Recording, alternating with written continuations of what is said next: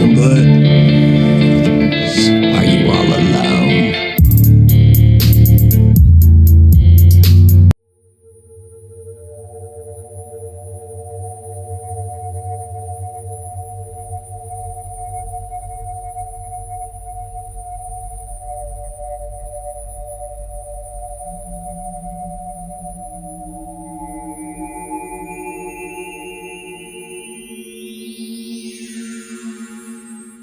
"1982 marked the peak of the arcade era. Games like Miss Pac-Man, Donkey Kong, and Pole Position dominated, driving the US arcade industry to over $4 billion in revenue. Home consoles surged too. The Atari 2600 led the charge, but ColecoVision and the Atari 5200 introduced better graphics and gameplay. In Japan, companies like Nintendo, Namco, and Sega were innovating rapidly, laying the groundwork for global dominance. But cracks were forming. Market oversaturation and poor quality games foreshadowed the 1983 crash. Still, 1982 was pivotal, solidifying video games as a cultural and economic force, and shaping the future of interactive entertainment. But in November of 1982, the cold silence of space found its way into living rooms. Not through Ridley Scott's cinematic horror, but through a joystick in a maze. A great movie has now become an exciting new video game, Alien. One of the new games of the century from 20th Century Fox. This was Alien for the Atari 2600, a game born from a film, shaped by a crazed gaming market, and remembered as one of the first examples of a movie tie-in cash grab. The game was developed by Doug Neubauer, the mind behind Star Raiders, and published by Fox Video Games, a studio formed in 1982 to ride the wave of arcade mania. Fox Video Games, seeing how financially successful the Parker Brothers' Star Wars: The Empire Strikes Back and General Consumer Electronics' Star Trek: The Motion Picture was, and wanted to obtain movie rights to capitalize on the booming gaming market. Neubauer had just 4 kilobytes of ROM and 128 bytes of RAM to work with. That's less memory than a modern tweet. Every pixel, every sound, every mechanic had to be hand-coded in assembly language. There was no frame buffer. Graphics were drawn line by line in real time. It was programming as performance art. The game structure copies heavily from Pac-Man, but instead of ghosts, there were xenomorph drones. Instead of dots, alien eggs. And instead of cherries, players collected planets and spaceships. Each life came with a single-use flamethrower. Pulsars scattered through the maze could turn the aliens blue, making them vulnerable. After completing a maze by crushing all the alien eggs, the player enters a short bonus round. This round lasts for 8 seconds and has no enemies or hazards. The goal is simply to navigate the maze and collect a prize at the top, such as a spaceship or planet icon. It's a break from the main gameplay loop and offers a chance to earn extra points without risk. This area also greatly resembles that of another classic, Frogger.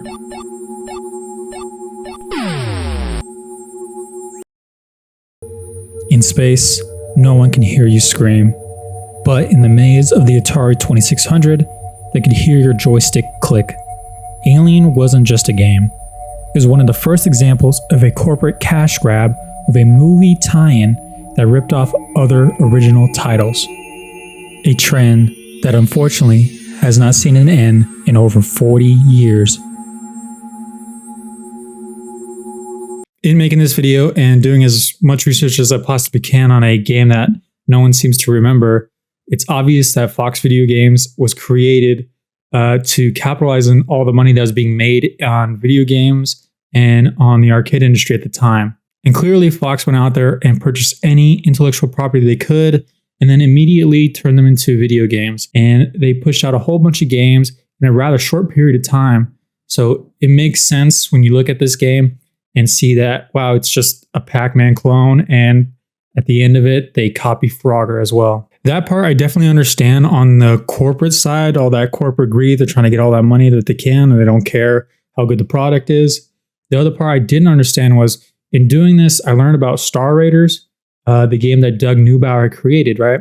There's a lot of people who talk really highly about Star Raiders and talk about how ahead of its time it was and how it was Doug Neubauer's masterpiece. So my next question became, how does a up-and-coming game developer who creates this original title and this original work that people enjoy and people love, and then comes to this and copy and pastes everything? Because Doug Neubauer has already showed that he can do it with Star Raiders. He's already showed he can make an original work with Star Raiders, not necessarily guaranteeing that his next original work is going to be a hit, but a person who's already showcased that they are capable of doing it, but then copying and pasting everything from 2 other original works. So that was my next question. I was just asking myself, was like, why? But after thinking about it for a little bit, the logical why thing came to me, where I was just like, well, you have a giant corporation in Fox specifically creating a division to capitalize on this new booming market. So is it too out of the realm of possibility for Fox to just start throwing around all kinds of money to all kinds of game developers to come in and just make anything? Like, there's probably no quality control because at the time, video games are brand new. What do Fox corporate heads know anything about that at the time, right? And let's just throw all kinds of money out there to people who know how to make these games and just make something. Not, hey, let's make something good. Just go out there and produce something. So then that could easily be the answer to this question, where why this up-and-coming game developer who's already made it good work came in and just copied other original titles. Maybe it's one of those instances where, he got a whole bunch of money, didn't really care about the quality of the work, just wanted to get the project done and move on. Unfortunately, that's not out of the realm of possibility. Then after doing some digging around on the internet for anything I could find on Doug Neubauer, I came across an interview he did from a book called Halcyon Days. So this book, Halcyon Days, has interviews with classic computer and video game programmers by James Hague, published in 1997. In this interview that Doug Neubauer gives to James Hague, he doesn't mention the Alien game specifically at all in this interview, but he kind of does help answer some questions that fill in the gaps of his thought process at the time, as well as Fox Video Games' thought process at the time. Here's an interesting part of the interview where James Hague asks, how did you get involved with the Atari 2600? Doug Neubauer says, as I recall, it seemed like that was where the big bucks were at, and everyone was doing 2600 games, Activision, Magic, etc. It all seemed like a good idea at the time. In a way, it was more interesting programming the 2600 than the 800.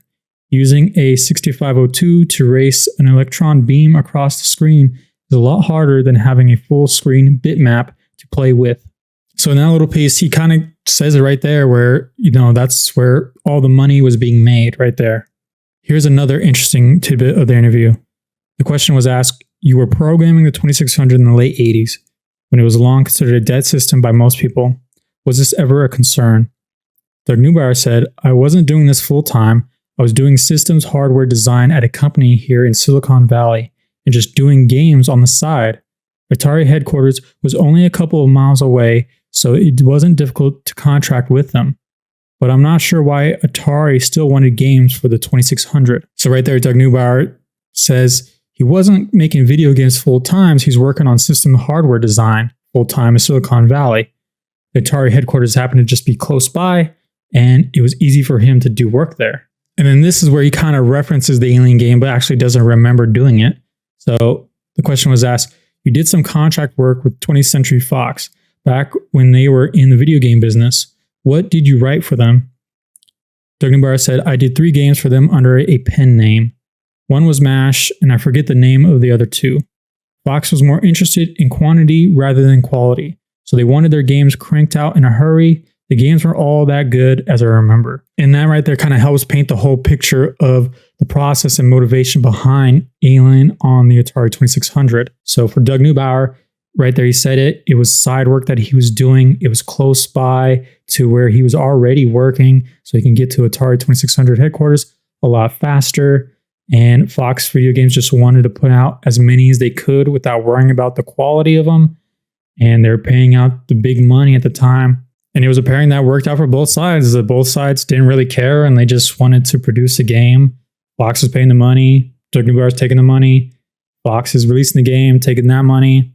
Didn't care about the product, and both sides got what they wanted. And that's kind of what the problem was in 1983 when the video game market just crashed. You know, a big part of it was shitty games being released. And look what Fox Video Games did. And Doug Newbar stated in his interview, they just wanted to push out as many as they can. They didn't care about quality. So they just produced a whole bunch of shitty games. And look what happened. My grade for Alien on the Atari 2600 would have to be a 1 out of 5. It is completely a Pac-Man clone. It doesn't do anything good at all. I guess the only one good thing you could say is that it introduces the Alien franchise into the video game medium so that better ones could be made after this. But everything is ripped off from Pac-Man and Frogger. This game is born out of corporate greed and game developers unfortunately selling out. But eventually justice is brought to the Alien franchise when it comes to video games with Alien Isolation. A masterpiece like that brings justice to this franchise. And I just want to say thank you to everyone watching. This game was fun to do, but for different reasons. The game itself was just a copy of Pac-Man and Frogger. So the fun is kind of sucked out of it knowing that this game just copied other people's work and didn't mean jack shit. But that was the fun part of going back and digging deeper and learning about, you know, the history of the gaming industry at the time, learning about the motives of a big corporate game developer like Fox Video Games at the time, and learning about the motivations of some game developers. It was interesting because Doug Newbar had already put out Star Raiders, a piece of work that people highly praise, but then is willing to just, for lack of a better term, sell out and contract with a big game developer and just both of them together push out horrible games and not care. It's the not caring aspect that's not too big, but it's a representation of you and your work. And that's what it is. Thank you for watching, and I hope you keep checking out my videos. Peace. What you doing, son? Nothing. Just chilling. Killing. True.